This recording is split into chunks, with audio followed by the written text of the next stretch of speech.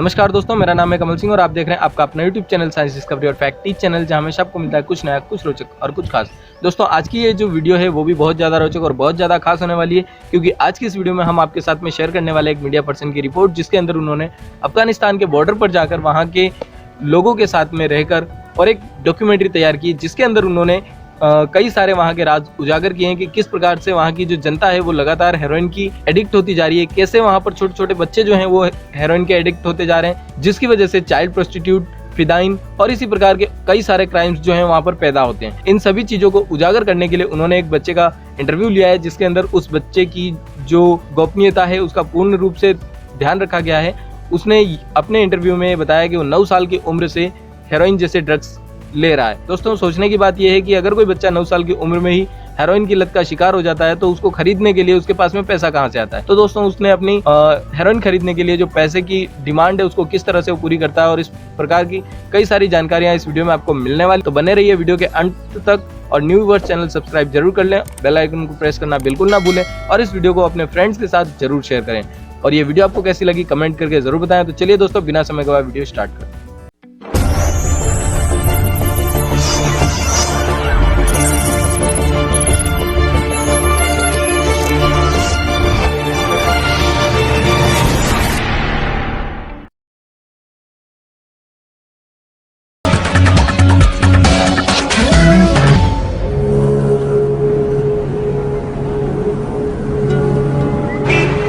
Kabul is known to the world as a place of checkpoints and suicide bombs.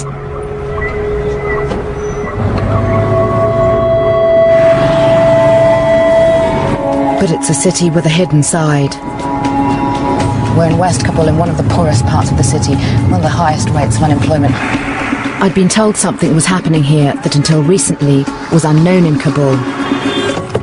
Hundreds of addicts gathering to buy and take drugs. We've heard that the spot is under the bridge here.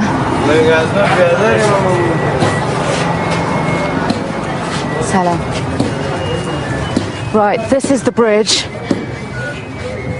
And there's a really bad stench.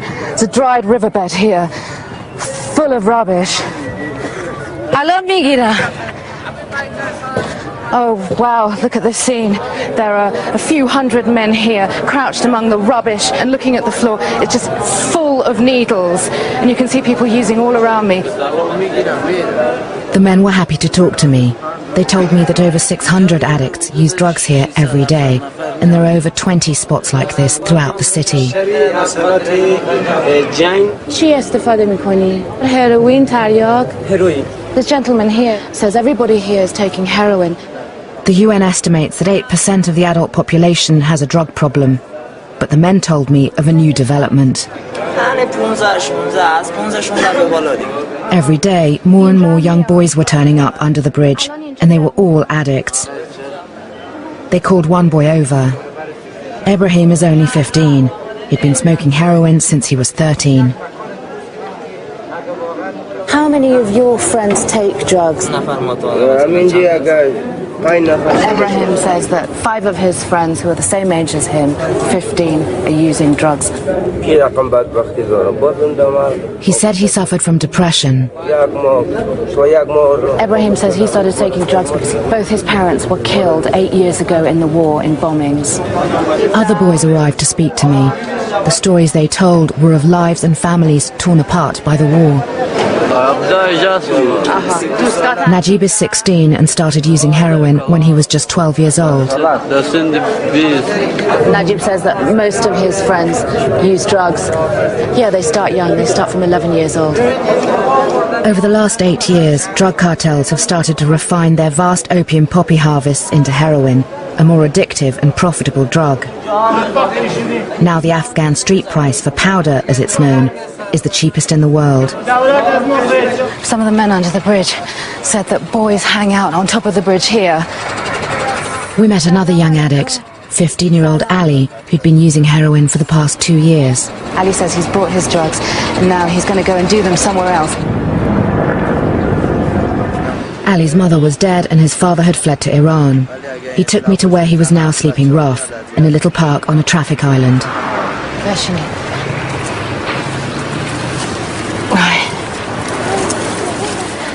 Ali preferred smoking away from the squalor under the bridge. He'd bought a wrap of heroin, about a gram, for just over £1. I wanted to know why he was so heavily addicted at such a young age.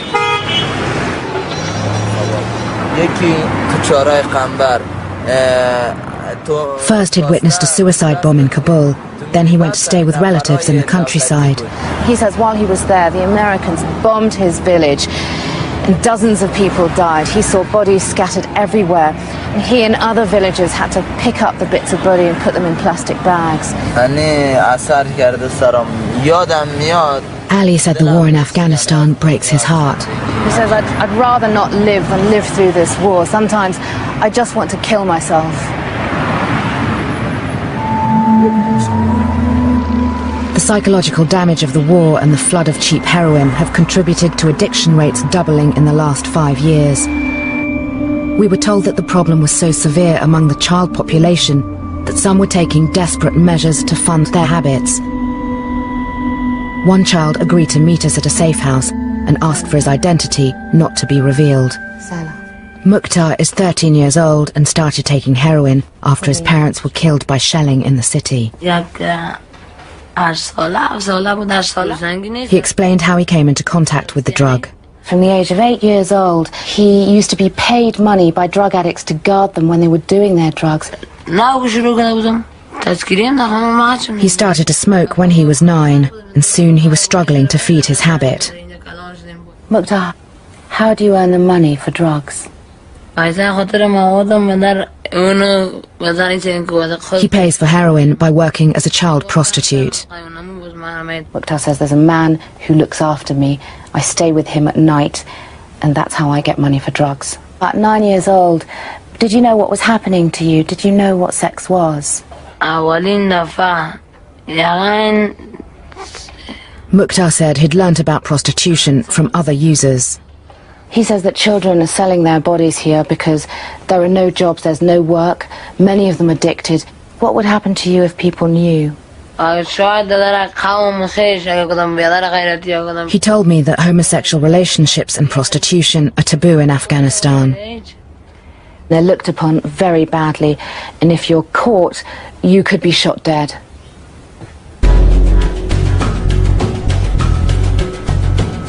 While I had met child addicts from broken families on the street, I was told there was also an increasing hidden epidemic affecting parents and children in their homes. So we're going to meet a group of doctors and social workers who make home visits in the old city in the centre of Kabul.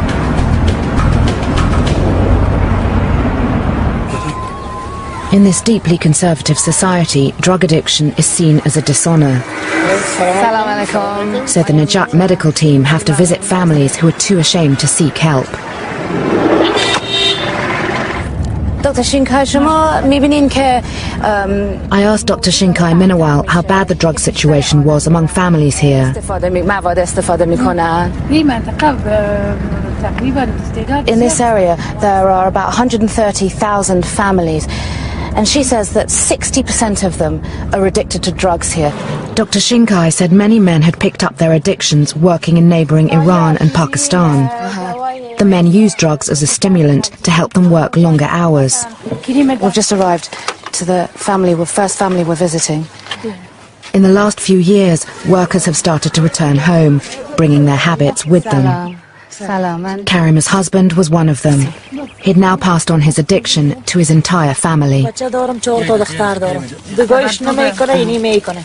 Farima says she's got 6 children, and she pointed to this little girl here and says that her 14-year-old girl smokes opium, and she just showed me her little stash of opium.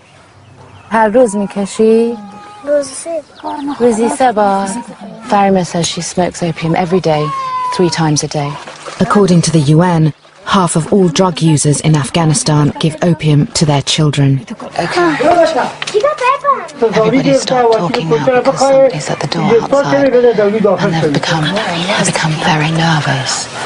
There's a lot of stigma involved in drug addiction.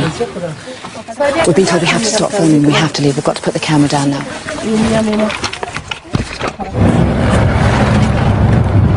That just goes to show what a sensitive subject drug addiction can be in this country. An angry group of locals had gathered in front of the house and they were demanding to know what the doctors and social workers were doing. So we had to sneak out the back of the house. But the doctor told us to get out the area as soon as possible because situations like that can easily escalate.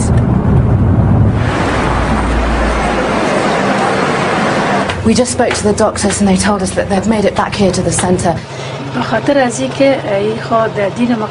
Shinkai said that drugs are haram or forbidden in Islam. The doctor says that this is very dangerous work they're doing, that their team is frequently attacked.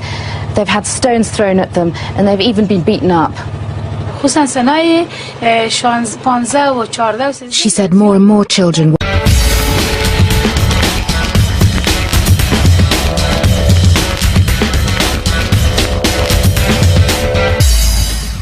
becoming addicted because the country is awash with heroin and opium. The doctor says if the government doesn't do anything about this situation, Afghanistan is going to face another disaster.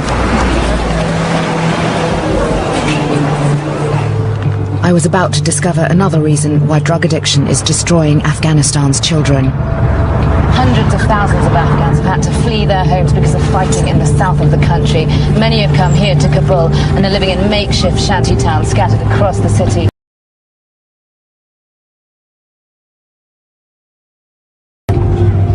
The Char-Hayagambar camp is home to over 5,000 people who have fled fighting in Helmand province. Most have no access to hospitals or schools.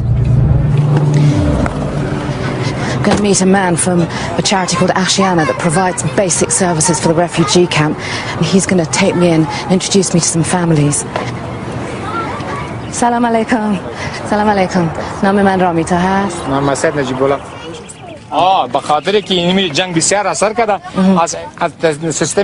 Asad Najibullah said there were many child addicts here and not just for psychological reasons. Once again, the war was to blame. He says many of the children here have lost limbs because of the war. They've been severely affected by what's happened to them and they're very poor and they've got no money for medicine. He introduced me to Zarima, who was hooked on opium. This little girl is 3 years old and you can see that she's lost her arm.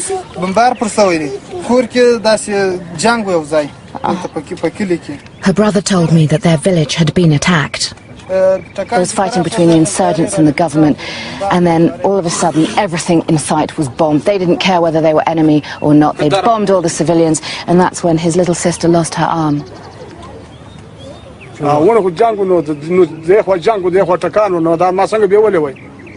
Her father, Mirajan, said he had no option but to give his little girl opium. He says, I couldn't get to a doctor, there was no medicine, what could I do? Since then, Mirajan had tried to stop giving her opium, but she'd suffered severe withdrawal symptoms.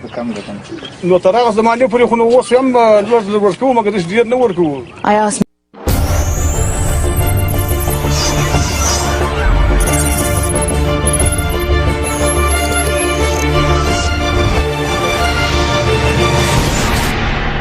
Documentary TV. Mirajan when he thinks Zarima will stop taking opium, and he just said simply, well, I'll have to give her opium because she's an addict. Najibullah took us to meet another family. Salam alaikum. Gul Jumeir is also addicted to opium. Her father told me what happened. Said Ghulam has just showed us his 10-year-old daughter here. A bomb hit their house during fighting. He lost 4 of his children. 2 of his children were badly injured, including Gul Jumeir. Sangin.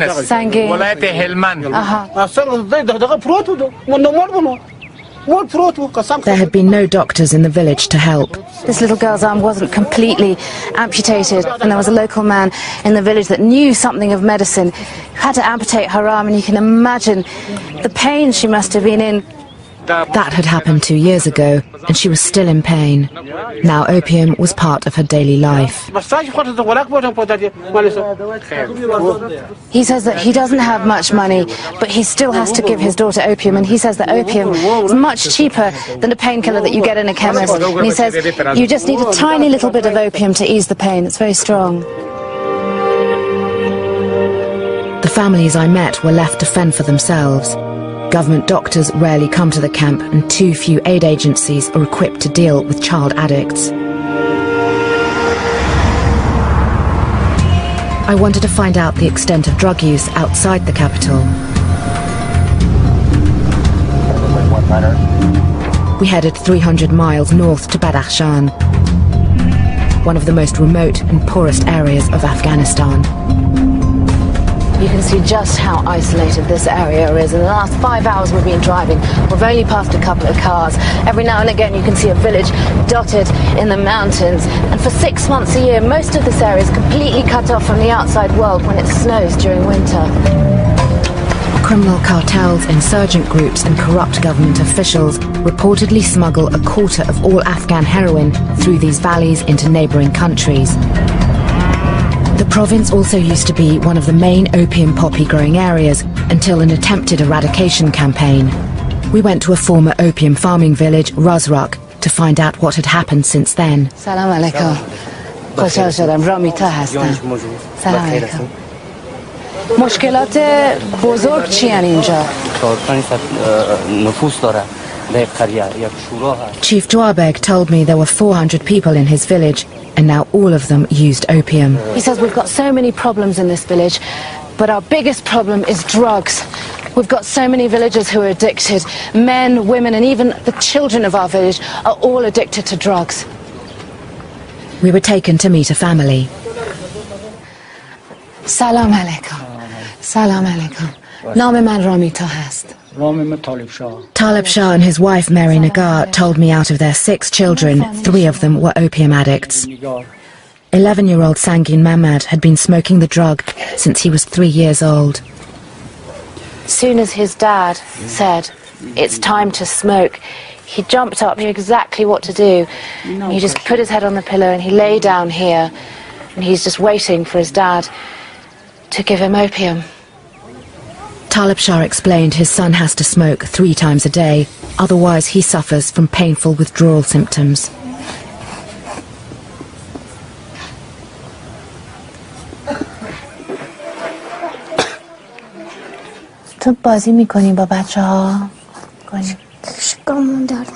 I'm just talking to Sangin Mamad, and it's really sad because he's just a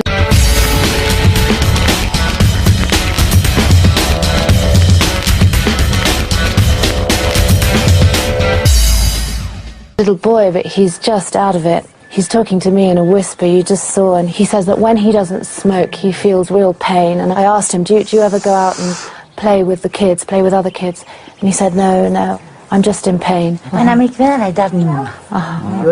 Mary Nagar originally gave her son opium to cure a stomachache, but now the family take the drug for a very different reason.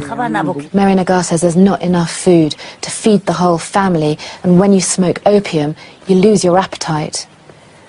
Why don't you spend your money on food rather than opium?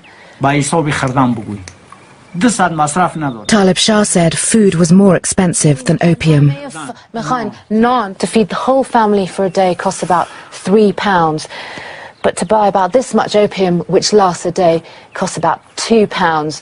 And when they take this, they feel less hungry, so they eat less. Do you have food in the house now?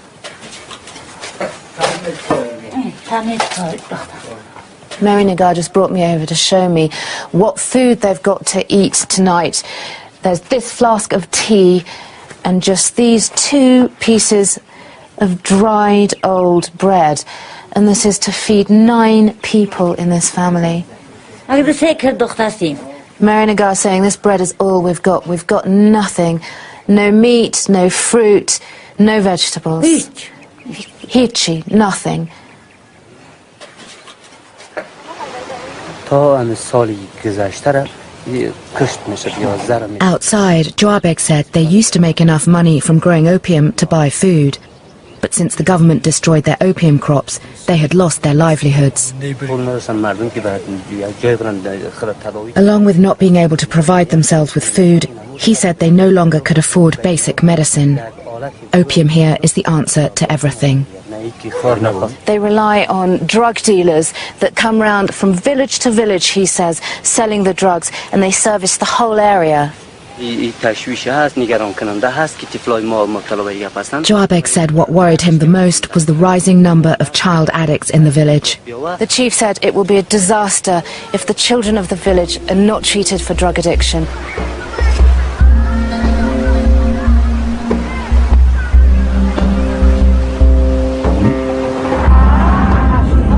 Access to drug rehabilitation in Afghanistan is severely limited. There's only one centre in Kabul that helps children. Funded by the US State Department, Sangha-e-Maj was originally set up to treat women. But recently, patients were turning up with their children, who were also addicts. There's only room for 20 children. For the first part of the treatment, they're forced off the drugs, a process known as cold turkey. This causes excruciating headaches, joint pain, vomiting and shivering.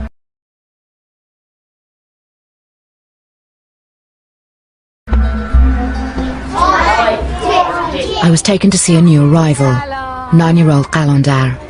This little boy has just arrived today. Today will be his first day in detox, his first day of withdrawal, and he's addicted to opium. And you can see he doesn't look very happy, he doesn't look very well, and you can see it in his eyes.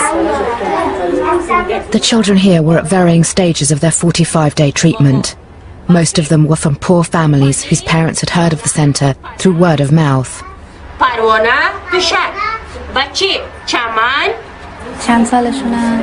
10 سال. یا برادرستن یا غیر مستقیم است. The teacher's just been going along the row of children, telling me how old these children are, what they're addicted to. All of these little children on this row are addicted to heroin. It's just incredible, they're so young. It's hard to believe that we're in a room full of drug addicts and they're all toddlers and tiny, small children.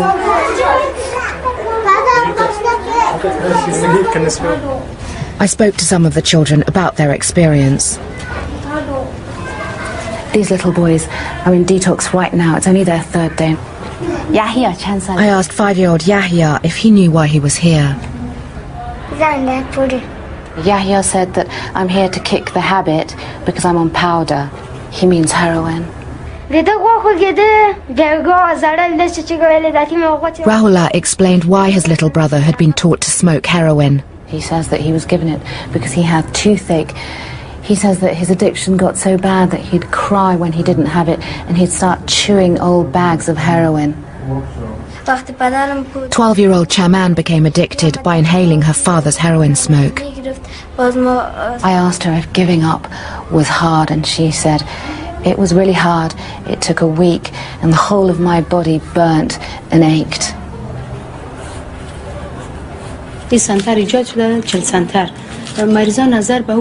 One of the doctors, Latifa Hamidi, said in the past 2 years there'd been a 60% increase in the number of child addicts turning up. She told me the future of the country was at stake. The doctor says there's going to be a generation of drug addicts that need help, that aren't going to be able to work. Chaman was at the end of her treatment and was now being allowed to return home. Her mother Layla had come to pick her up.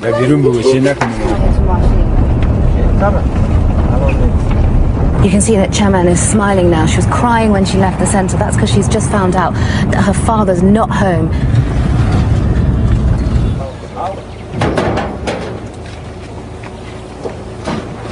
Chaman's father became addicted to heroin while working in Iran.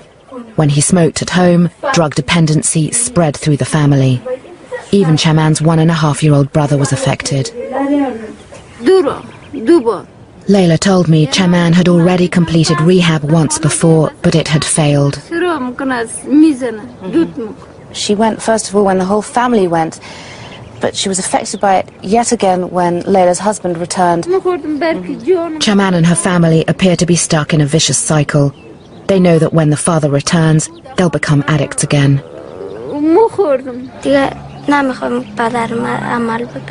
All Chaman wishes for in her future is that her father stops using heroin. She says, I just want him to get better. UK aid to Afghanistan is being increased by 40%. None of it is currently dedicated to any drug treatment programs. While the world's focus is on the fight against the Taliban, Afghanistan is being consumed from within by an equally serious and long-term threat. दोस्तों आज की इस video में बस इतना ही। फिर मिलेंगे एक नई और रोचक जानकारी के साथ। तब तक के लिए बने रहिए हमारे साथ और देखते रहिए साइंस डिस्कवरी और फैक्ट टीच चैनल। वीडियो पसंद आई हो तो अपने फ्रेंड्स को भी शेयर करें और अपने सुझाव कमेंट बॉक्स में जरूर डालें। तो दोस्तों फिर मिलेंगे एक नई और रोचक जानकारी के साथ। तब तक के लिए नमस्कार।